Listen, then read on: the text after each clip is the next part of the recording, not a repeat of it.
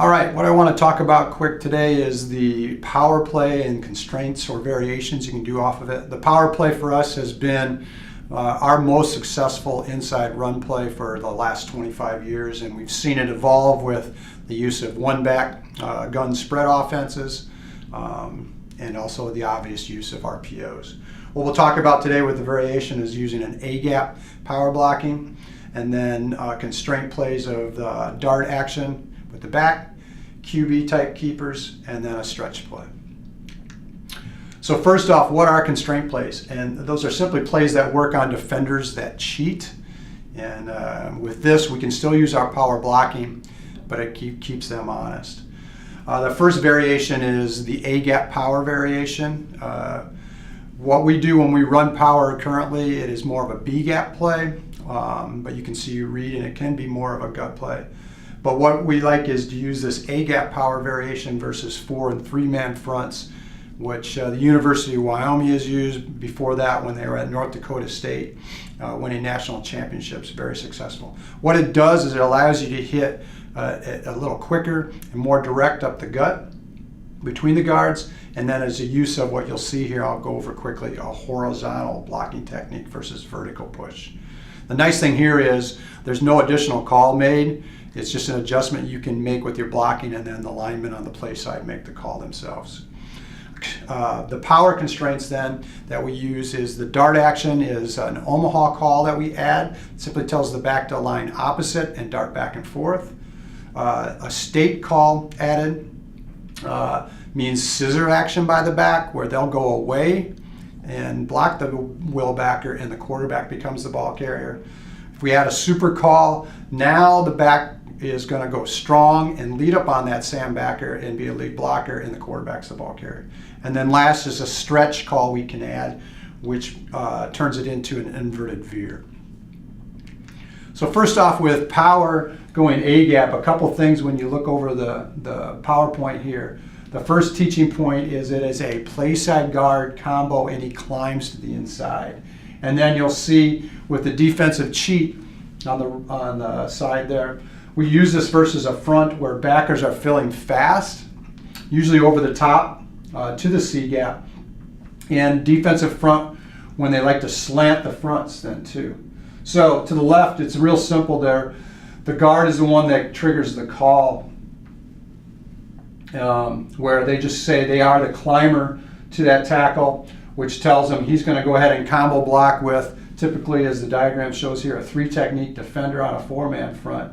And then the play side tackle just responds that he's the skater, lets him know he heard the call, and then he's going to use what's called a skate, stab, and ground technique to the inside, where he'll plant hard and push off like a skating action and get into that 3-technique and be able to overtake them. The back is still going to follow the backside guard's pull. Hopefully we get through the A-gap, but if everything gets collapsed down, he'll still bounce outside and follow the guard.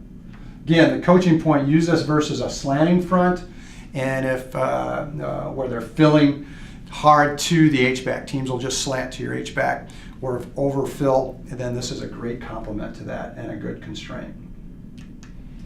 Next one then is the dart power, which real simple here is we'll use all of our same power rules up front, nothing changes. We just add the Omaha call. Now the back is going to align towards the play side and use a 3-step dart action back and forth.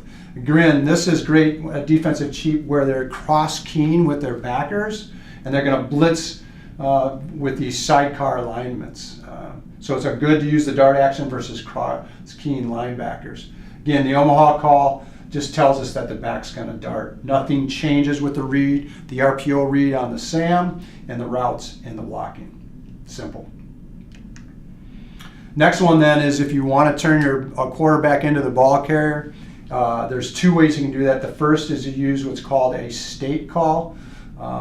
Again, the back is going to state, tells us he's going to scissors away, do his same power fake, and then go block that backside will backer, or would be the number 0 on the way back. Again, we want to use this against a cross-keying backer scheme, blitz scheme, real successful and works as a great counter. Also, if you just want to make your quarterback the ball carrier. So a simple way to do that and get a counter at the same time. The next one then, if your quarterback for a ball carrier, is just to add a super. This throws out the RPO read because we're going to go ahead and add an additional blocker with the back lining strong and going up on the sandbacker. Again, you're going to use this against teams that you know are going to cheat and get an 8-man in the box, but you want to run the football and or you want to keep the ball in the hands of your quarterback. So a coaching point here, use this against what I call super action, where they're going to roll down the safety or he's already lined up in the box and you know you want to run the football. Last one then is a stretch, which is just our version of inverted veer. One of the things we didn't like was leaving the defensive end completely unblocked, and we didn't want to have to change our whole scheme. So with this, we simply add the stretch call, which tells the back that he is now going to go ahead and do his sweep or an outside zone where he's going to run to the sideline to the numbers. The quarterback is going to use his shuffle step he would use with his sweep action to have a ride phase, and he uses a short one there. And he's still going to read the Sam. We like to use this against defensive cheat where the linebacker wants to either fill hard into the CB gap or he's just going to sit there and hang all the time. The difference here is now is the H-back is going to use his sweep blocking. And again, we don't try to hook him necessarily by turning our shoulders. We want to go ahead and fit up on that defensive end and keep our shoulders square. And so that way, if we get the edge, great. If the end wants to go ahead and skate hard, then we do have the quarterback coming off with the power in the B gap. Again, kind of mix, simple way of combining some of your core plays of the power, obviously, but the sweep then, that is the complement and our number 2 play in our offense.